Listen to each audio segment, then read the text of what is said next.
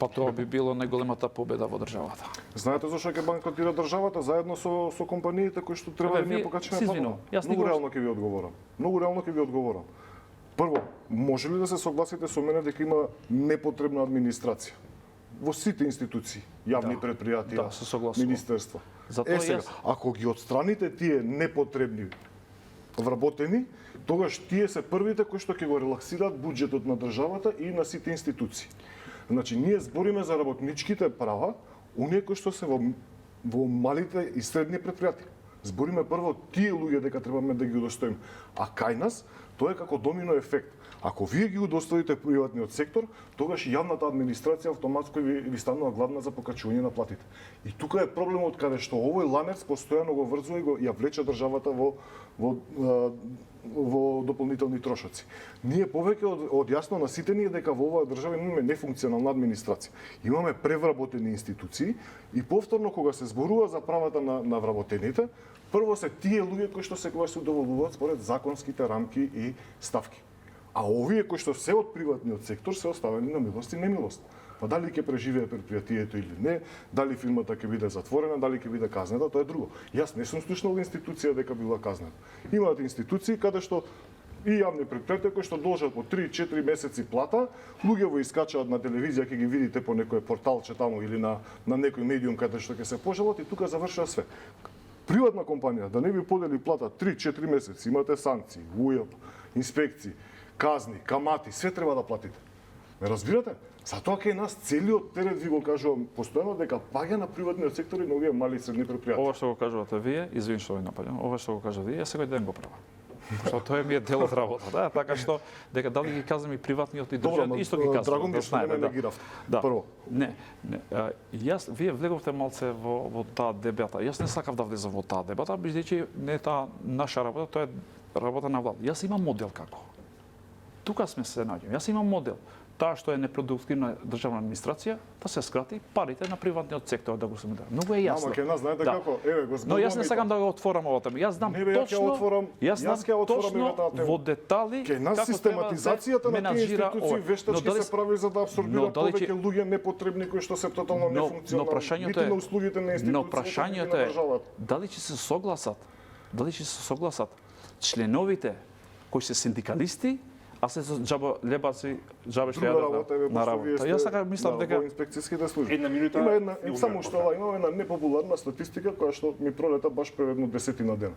Кај нас имате повеќе луксузно возило, се смета за возило над 35.000 евро. Значи кај нас 60% од собствениците на луксузни возила во вредност над 35.000 евро се луѓе кои што се пријавени на минимална плата. Ај кажете ми го тоа како. Тоа треба институциите на држава да го поминуваат тоа, односно да истражуваат од каде ми се тие пари дополнително. Јас гледам, мислите дека јас не гледам што се случува во терен, јас цело време гледам. Но тоа треба да се справи институциите за не те негирам, буквално не те негирам. Јас осема сум за клучни реформи, големи реформи. Луѓе во искачаат на телевизија, ќе ги видите по некој порталче таму или на некој медиум каде што ќе се пожалат и тука завршува све. Приватна компанија да не ви подели плата 3-4 месеци, имате санкции, УЈП, инспекции, казни, камати, све треба да платите.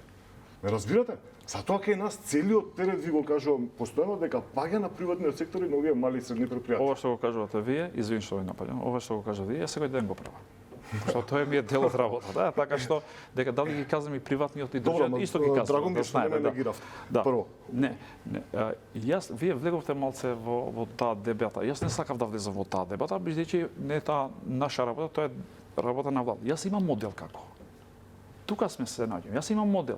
Таа што е непродуктивна државна администрација, да се скрати парите на приватниот сектор да го се модел. Многу е јасно. Ама ке нас знаете како? Еве го зборувам. Но јас не сакам да го отворам оваа тема. Јас знам точно во детали ке нас систематизацијата на тие институции вештачки се прави за да абсорбираат повеќе луѓе непотребни кои што се тотално нефункционални. Нити на услугите на институциите. Но прашањето е дали ќе се согласат членовите кои се синдикалисти, а се џаба лебаци, џабе што јадат на работа. Јас така мислам дека во инспекцијските служби. Една минута. Има само што имаме една непопуларна статистика која што ми пролета баш пред едно 10 дена.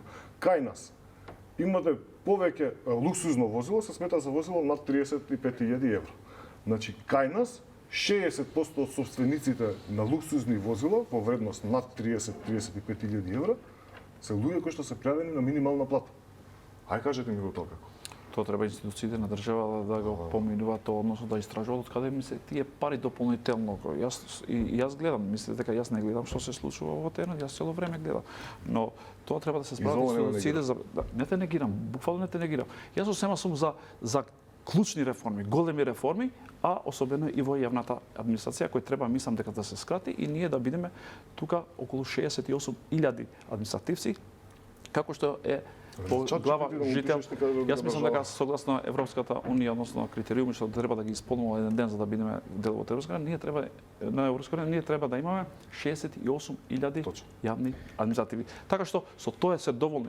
Значи има институции буквално што се натрупани таму и се земат плата, односно за џабе и дополнително немат место и каде да седат. Но тоа е проблем што е натрупано 35 и многу пати разговаравме. Јас мислам дека две клучни прашања се во нашата држава. Реформи во јавното во третата бранша на власт, односно посудовите јавното обвинителство, а најклучната е јавната администрација која ќе биде една од најтешките, бидејќи тука треба да се скрати, а не менталитетот е по секоја цена да работиме во државна администрација. Не случајно кажав дека оваа тема за превработеност во администрацијата, не знам дали ви тикнува, не знам на која точно влада беше таа кампања или беше пред околу 15 на години, ако не се лажам, каде што низ билбордите, низ градот имаше со едно големо аквариумче, едно мало аквариумче, како кампања една дека треба да се има кастрење во администрацијата, тоа сите го поддржи или го поздравува, меѓутоа како и сите добри идеи во оваа држава најчесто ги забораваме и се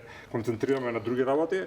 Ние имаме огромен друг проблем, што можам да го кажам, еве Александар, пошто цело време ме влече во таа насока да одам. Државниот завод за статистика излезе дека во нашата држава има 100.000 непријавени работници.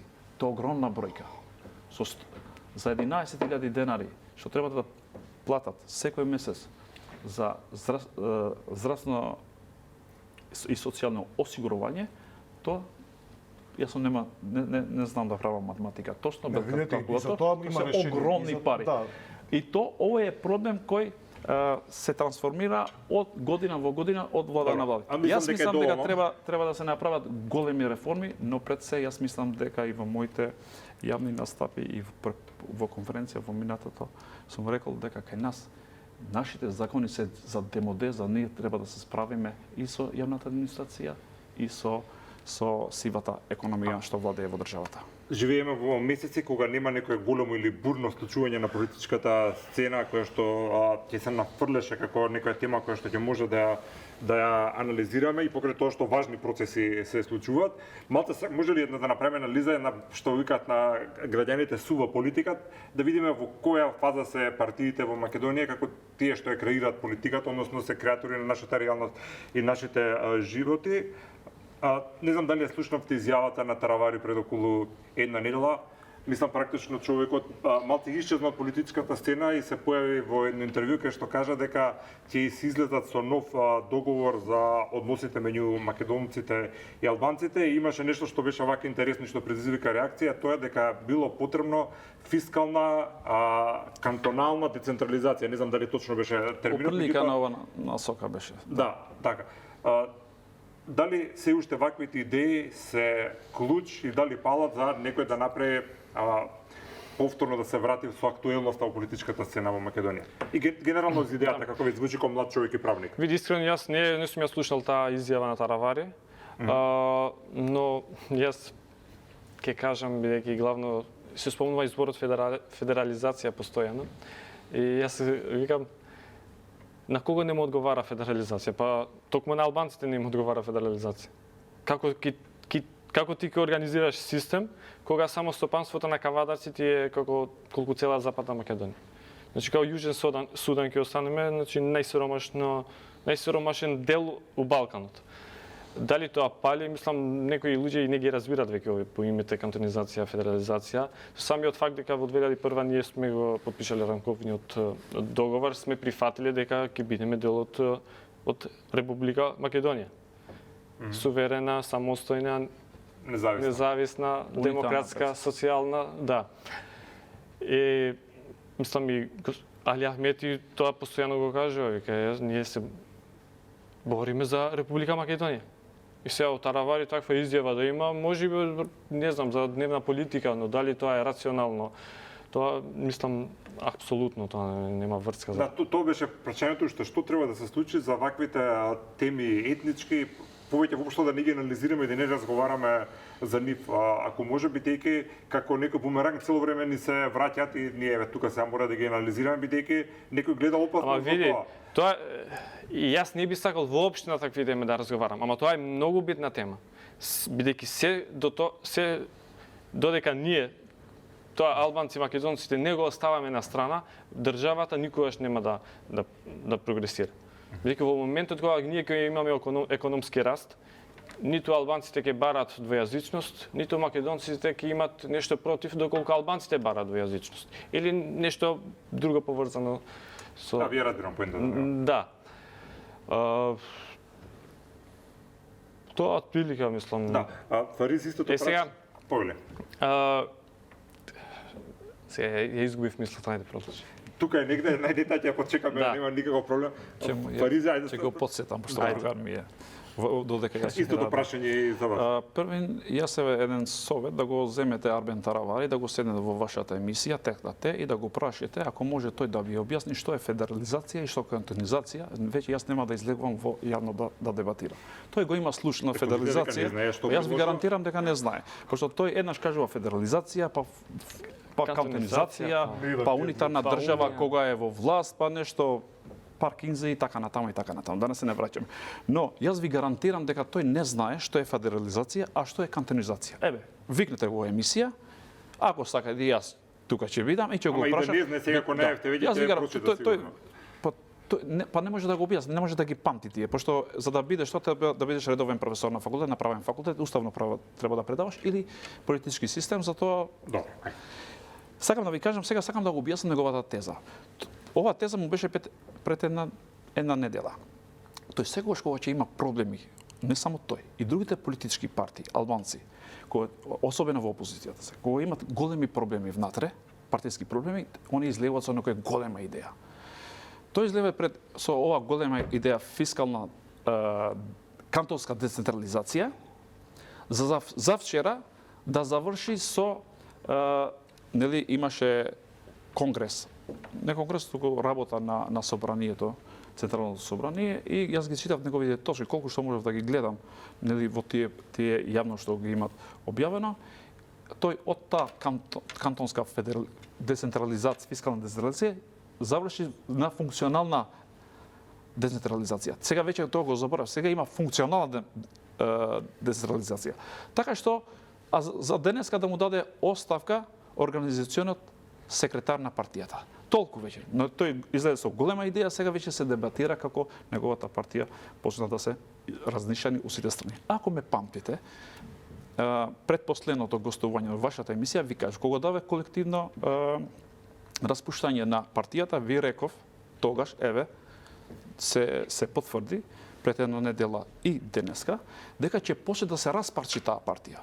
Пред една недела даде оставка генералниот секретар на партијата, денеска дал оставка организациониот секретар на Каде кабинетот. пилат овие луѓе? Што дават оставки? Тие не може да стојат во опозиција. Толку е веќе. Тие сакат по секоја цена да бидат во тие политички партии со кои се дел од власта. Јас мислам дека малце ќе си одморат и после како ново освежување во тие политички партии. Не може да остојат во опозиција. Тие по секоја цел сакат некаде да се пикат по институциите и ако не може да станат некои функционери, пак се враќаат и цело време се тумбат со години истите политичари.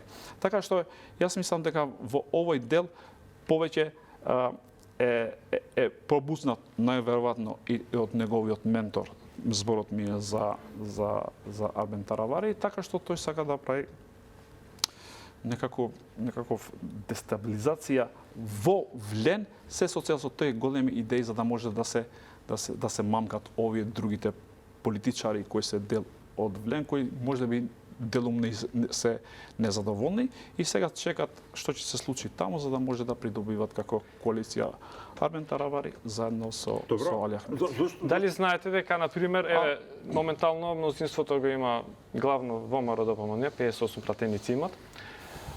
Еве да има 61, нели бидејќи не е тоа уставно гарантирано, обичај веќе стана да има и албанска партија на власт. Дали знаете дека доколку ВМРО да имаше 67 да прави сега во овој момент влада со 67 пратеници без ниту една албанска политичка партија, дали знаеш дека од народот албанците нема да има никаква реакција? Затоа што овие политички партии што сега као ги представуваат албанците, тие самите не се албанци. Тие немаат врска со албанци.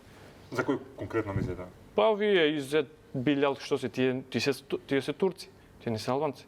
Значи тие да ги прашуваш дали албанците имаат потекло од Скендербег, тие ќе кажат не.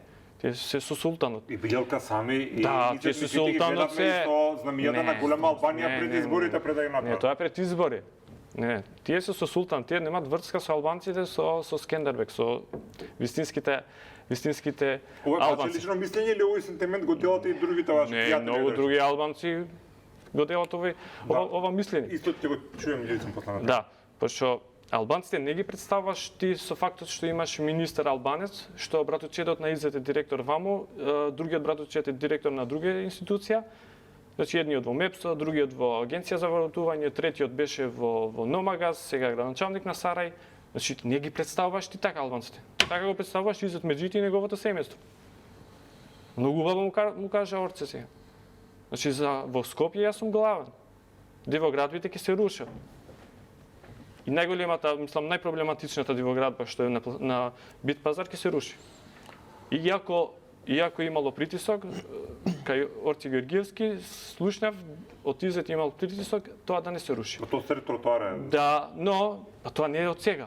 Да, аз знам, апсолутно. Ја почитувам од неговата одлука. Буквално му кажа за Скопје, јас сум главен и тоа е тоа. И не им даде ниту едно предпријатие, мислам дека едно во град Скопје им даде. Бидејќи со фактот што им даваш предпријатија, им даваш директорски места, не значи дека ти си им дал на албанците нешто. Ти си им дал на нив, на тие политички партии. Политички од коалиција. Да. Само ако ми дозволиш, два пати ја кажеш, мисля за тоа ти дозволиш да На рад да изгубиш. Да, пак, не, во дебатата имаме многу идеи, се согласувам што дека можеш да изгубиш мислата, тоа е нормално, на некој и на мене може да ми се случи тоа. На сите им се случува Да. и многу е природно и нормално. Не, сакам да продолжам, на мене му го дадов на зборот на Умер. Сакам да се вратам, бидејќи еве се поврзувам мојот дека дали се албанци, дали не се албанци или така натаму, тие кога е потребно за да продивуваат гласи да прибират, тогаш се прават дека големите албанци, а после тоа забораваат дека особено кога одат во власт, а тоа се слуша Армен Таравари не е денешен. Армен Таравари 2014 се бавта со Алијанса за албанци како политичка партија, имаше можност кога беше увладала со Димитар Ковачевски, тогаш кога не се знаеше кој е домаќинот, тие може да му го гласат и кантонизација, федерализација и се може да ми го гласат. Но што е проблемот? Ајде да се наврати ние да се согласуваме, не знам зошто не му кажат добро, ајде да го правиме кантонизацијата или федерализација како. И сега се поставува прашањето кај ќе ги чува он федералните стоки. Односно бидејќи тој валјда сака да се дели и федералните залии кај треба да ги чува. Бидејќи он мисли дека е многу богат, залиите кај ќе ги држи во, не дај Боже, во секоја држава се има залии. И така сега федералните залии кај ќе ги чува. Најголемата дебата, знаеш кај ќе биде, дали во приватниот, Во Лондон? не, дали во приватен објект или во државен објект. Ако е во приватен објект, валјда за Кири плюс да земат таму, би отишло во некои трговски центри на неговите другари да ги стават во другата. Ама ако се согласуваат во државните институции да ги чуват, бидејќи по принцип таму се чуват, тогаш нема друго место, предпоставувам дека може како, еве, не сакам да умалуважам, но предпоставувам дека сакат во школото Макаренко да ги носат таму, залиите, бидејќи таму не знам што да прават. Да сите им дале вечерни школи, ги правиле со средни, со факултет, па ги запослиле, може и функционери да станале тие, таа предпоставувам дека таму треба да ги чуват, бидејќи имат големи залии во државата, многу инвестира со трилиарди заедно со неговиот другар во минатото кога тие владееле. Александар Повели. Политички ќе толкувам изјавата на господинот Таравари. Ај вака, мислам, Вие, господине Љузин, кажавте дека он не се разбира што е кантонизација и федерализација. Ја политички сметам дека он добро ја разбира, затоа што токму на неговата партија тоа и се случи. Прво со села ја кантонизира, па после ја федерализира, па потоа малце ги се топли односите.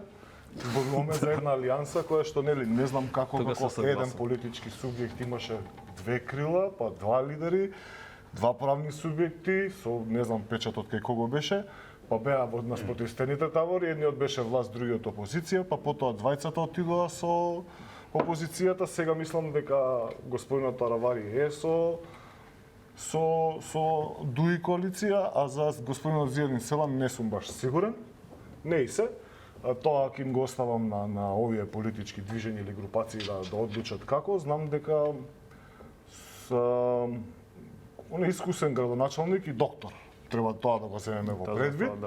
Од тој аспект сметам дека он би можел да размислува за некоја децентрализација, која што мислам дека сите градоначалници многу повеќе би требало да ја застапуваат, и јавно што го зборам, затоа што е логично кај нас единиците на локална самоуправа да имаат поголеми ингеренции да располагаат со средствата со кои што граѓаните од таа општина или град нели ги плаќаат своите врски. Си сака да си ги земат тие пари. Но секој пат нели кога ќе паднете во некоја политичка криза или милост и немилост на одредени структури или ќе ве снема од јавноста, паметно е нели да дадете малце етничка нота вака и да дадете некоја. Не знам колку е паметно сега. Можеби во Македонија и во некои други држави функционира, меѓутоа за општеството е лошо. Господинот Таравари можеби тоа му е паметно, кај нас и видете се, не можеме ние да ја гледаме едната страна дека да речеме Таравари или само албанските политички чинители ја користат емоцијата на албанските граѓани, на албанците, кога се во прашање избори или политички поени или симпатии кандидат. Еве ги набројавте неколку и Билалка сами господинот Умер вика дека он не е ни албанец, а се прави најголем албанец од сите. Така да и кај македонците во македонскиот политички блок имаме луѓе кои што се прават повеќе македонци и од историски личности како Александар Македонски, сега мислам. Кога е во потреба, нели кога сме во потрага по гласови и симпатии од потенцијалниот електорат. На крај ќе видиме кој за кого направил. Од аспект на локалната самоуправа и децентрализацијата што зборувам, го спомнавте господинот Изет Меджити Чајер. Сад не знам кога била таа конверзација со дали е парадоксално кралот на дивоградбите да го ставиш министер за животна средина? Видете, тоа нека си одлучува владата кого си става, тоа е ексклузивно право да си го каже и премиерот. Сам, значи јас сум мандатар на владата, јас одлучувам. Сега најверојатно на него му е многу поповолен. Јас во првата дебата со господинот Љујци кажам дека тука ВМРО не може да расчисти со криминалот на СДСМ и ДУИ, затоа што пола од тоа ДУИ ќе прелета во Влен, пола од СДСМ ќе прелета во Знам, што и се случи во изминативе 2 години, тоа не повеќе. Вашето време. Вака, само на кратко. За жал во Македонија во изминатиот период или изминативе години, особено после онаа војна во 2001 година, сме сведоци на такви политички повикувања на национална основа, што навистина сметам дека и штети на државата. И за жал тоа доаѓа во моменти кога одредена политичка, тоа што го кажа Љузими Умер, кога одредена политичка партија е во опозиција, па им треба нешто да им се подигне рейтингот или да се можеби пречувствуваат или гледаат одредени сигнали дека можеби би имало избори, па нели да се добие можеби глас повеќе или на локално ниво да се засврстат некои ставови и така натаму, што сметам дека навистина оди на штета на државата. Ние треба да сватиме еднаш за секогаш дека во оваа држава сите живееме и сите треба и понатаму да живееме. Да почнеме да си ја сакаме и да си ја цениме државата онаква каква што е и да си ја заштитиме од било какви внатрешни проблеми и конфликти кои што навистина не ни требаат. Имаше конкретно прашање од господинот Уме. Многу бев јасен. Еве на пример во град Скопје не им даде предпријатија да водат на Влен, Орци Георгиевски, затоа што знаеше дека да им ја даде комунална хигиена, пак 300 нови други ќе става да земат плата и да седат дома, нивни. Но од друга страна почна 3 проекти за сега во Чаир. Значи и вклучувајќи го тука и булеварот Цветан Димов. Значи така ти си еднаков за сите.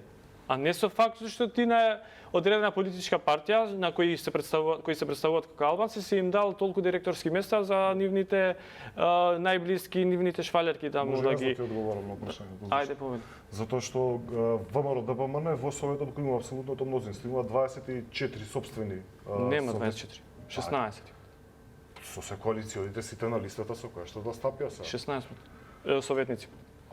Или од 16 или до 18, не сум Добро, ајде, сигурен, но за ја мнозинство во нема да те Скопје негирам, треба провери. 20 тројца да бидат. Комотна е дискусија, знам, за мнозинство ти треба 23.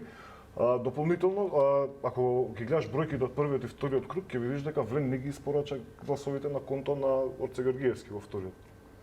Значи тоа е повеќе од јасно. Значи Орце имаше плюс 5000-6000 гласа колку имаше од првиот и вториот круг. Така да кажете, не се чувствува должен да...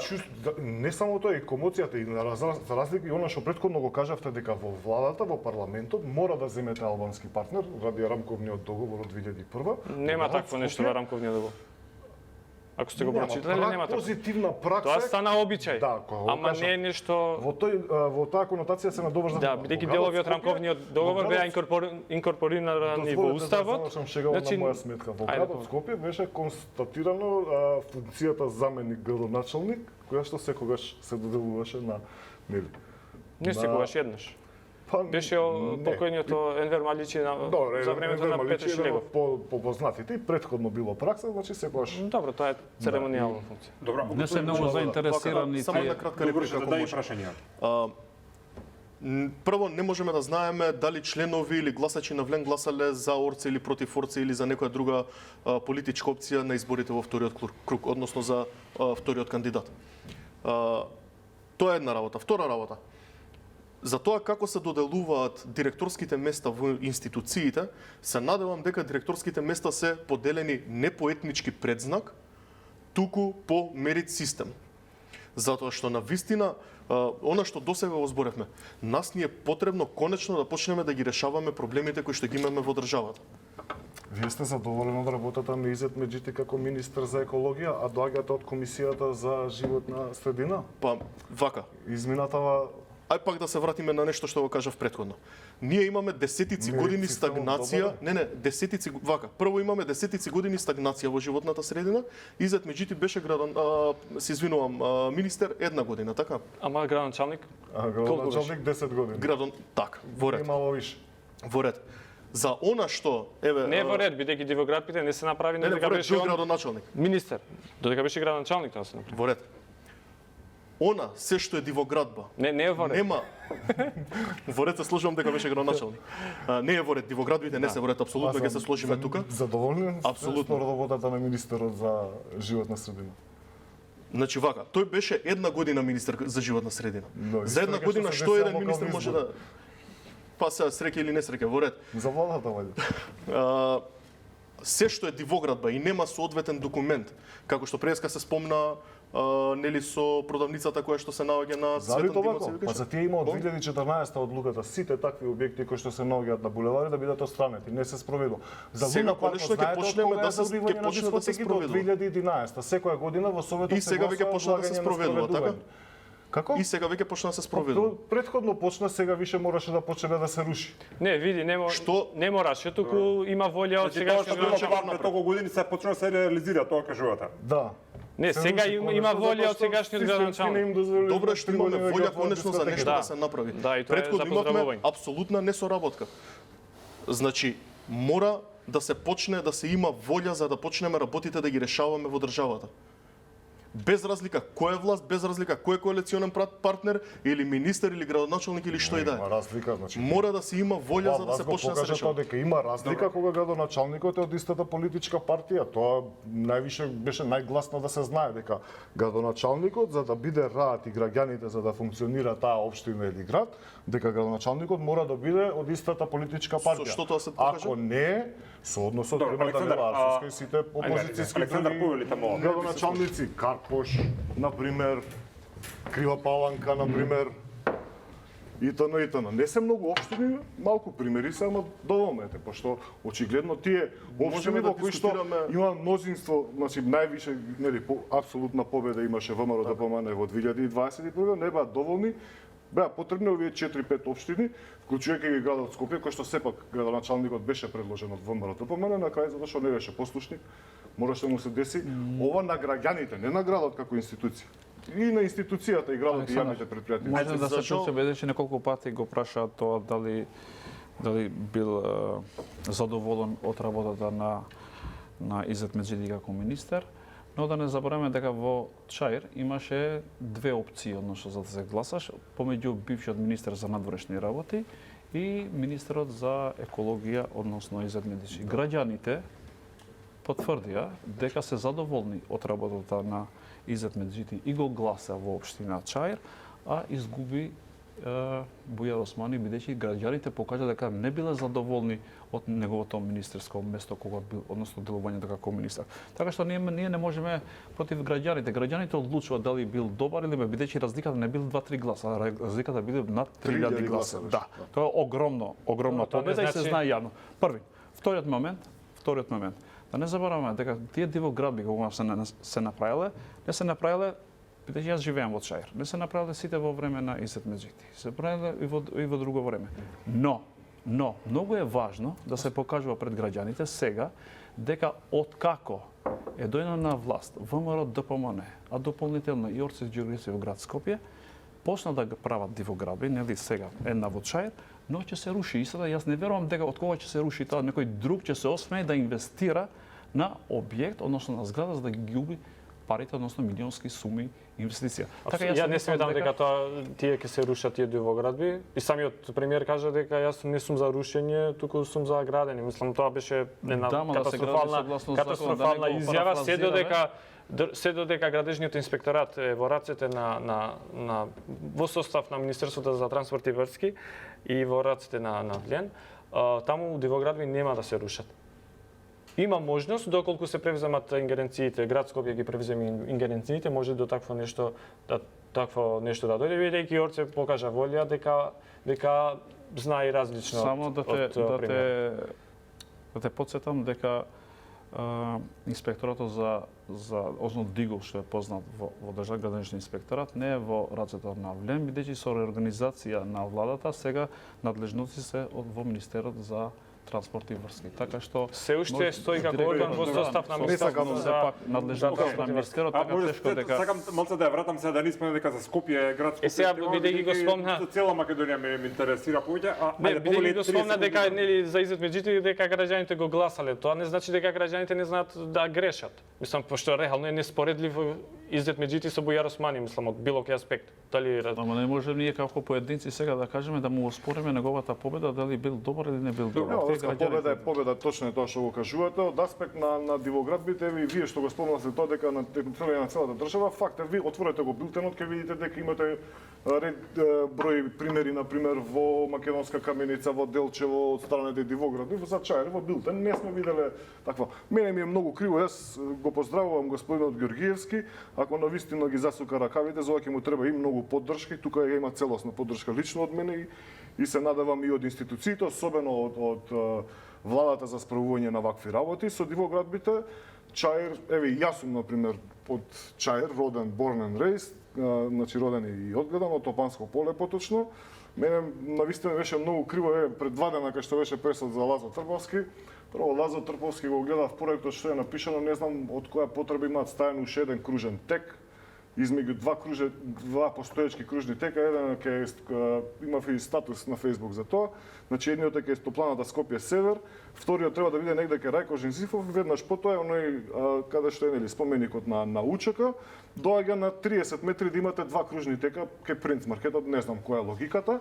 Проширувањето на таа улица исто не ми е јасна, таа е со две ленти од двете страни.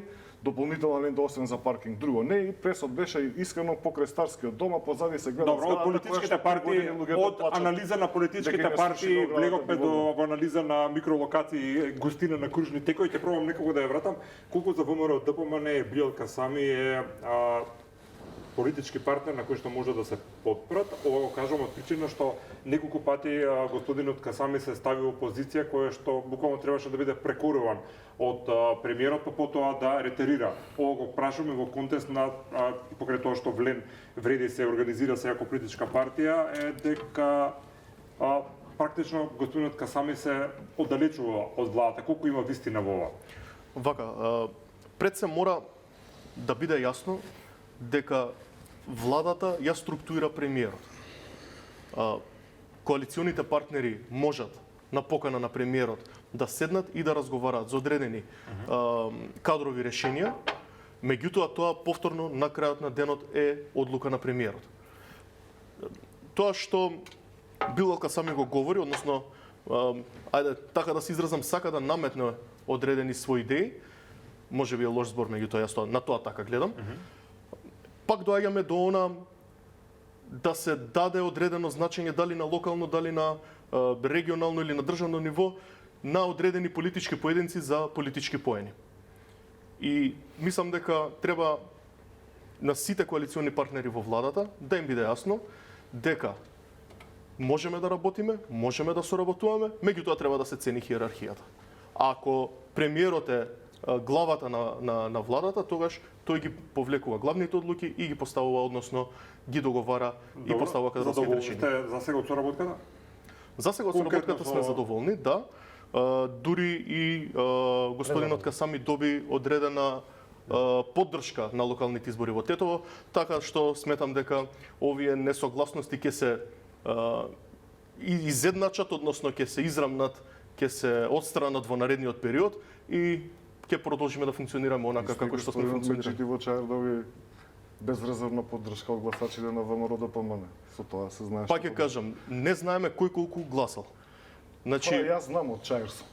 Добро, во ред, супер, ако ги знаете бројките споделете па да видиме на што сме. Ајде, да. Една минута и завршувам. Да, се надам, јас изјавата и поведението на господинот Касами во контекст на нели поставеноста во владата, ја сваќам од политичко-партиски аспект, сметам дека тој нема проблем со премиерот нити со владата, напротив имаше проблем со господинот Лимани кој што е представник на БЕСА, ако не се лажам, на политичкиот субјект, а се гледаше дека господинот Лимани повеќе ги следи инструкциите и неговото дејствување поише беше насочено кон она што господинот Мицковски го има да го каже и да го спроведе, што би било нормално во една демократска држава, но нели кај нас кога се фортифицираат политичките субјекти и нивните интереси, мора да го слушате лидерот на партијата и кај нас тоа највише се цени за да напредувате или за да бидете казнети, а тоа е партиската послушност и лојалност.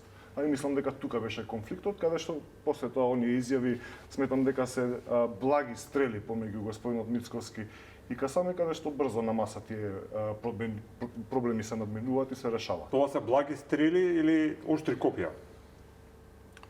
Види, јас само ќе додадам дека со неговата појава нели на таа лидерска средба со возилото од над 150.000 евра и со таблиците гангстерски, јас со таков човек не влада да делам, јас седиште во автобус искрено не би сакал да делам. Па тоа е мојот заклучок. Благодарам. Истото прашање важи за Да, мене, да. претпоставам. Ќе ми дозволиш? Мислам, ако имате некој друг Ќе коментар. ми дозволиш само една минута. Ајде, повели. Еве владиниот, односно од ВМРО ДПМН е тука, може да ми потврди или да ми негира. Имам информации дека, односно што се кружи во јавноста, дека премиерот Христијан Мицковски е еден од премиерите што станува многу рано, сабале. И додека станува у 6:30, додека комуницира со неговите соработници, пие кафе. Вакви политичари, како него и ред други, ги јаде во време пиејќи кафе како кекси. Така што овие политичари најверојатно се бидејќи мора да кажеме дека во минатото се случуваше нешто во албанскиот кажам политички спектакл. Што се случуваше односно? Вие бидејќи не гледате, односно не разбирате на албански јазик. Цело време амбасадорот на Албанија се сретнуваше со сите политички лидери, односно и Билал Касами ја потврди дека Али Ахмети преку него му барал средба. Според мене да ме прашуваш, најмалце што требаше да направи Министерството за надворешни работи до Албанија да поднесе нота протест нота, бидејќи истиот се меша во внатрешните работи на на политичките партии во државата, односно според мене јас го гледам дека тој сакаше да направи политички пуч, односно неговата цел заедно со другарот Ахмети и со Таравари заедно сака да го тргнат еднот од политичките лидери, односно политичка партија што е делва, со тоа начин да го коленат владата, за да може тие да одат на предвремени парламентарни избори. Јас мислам дека Сакате и да кажете Билјал Касами дека Али Ахмети преку Билјал Касами сака да дестабилизира владата. преку амбасадорот на Албанија покушава вие сега ми текна дека на Facebook има фотографии ги објавува. Да, така што јас мислам дека Билјал Касами би се нафатил на ова ора, но да беа изборите блиску. Имајќи предвид дека изборите, односно премиерот кажа дека нема да има избори до 2028 година, 2 години се многу, може да му се случи како партијата на Арбен Таравари, односно да се испишмануваат заедно со Зедин Селе да влезат во владата. Добро, ви благодарам на сите за учеството во вечерашната емисија. Нисте че времето покрај тоа што е малце продолжено, ќе се видиме секако во овој или сличен состав. Благодарам уште еднаш. Благодарам. Почитувани, ви благодарам и вам и останете со програмата на Канал 5. Okay.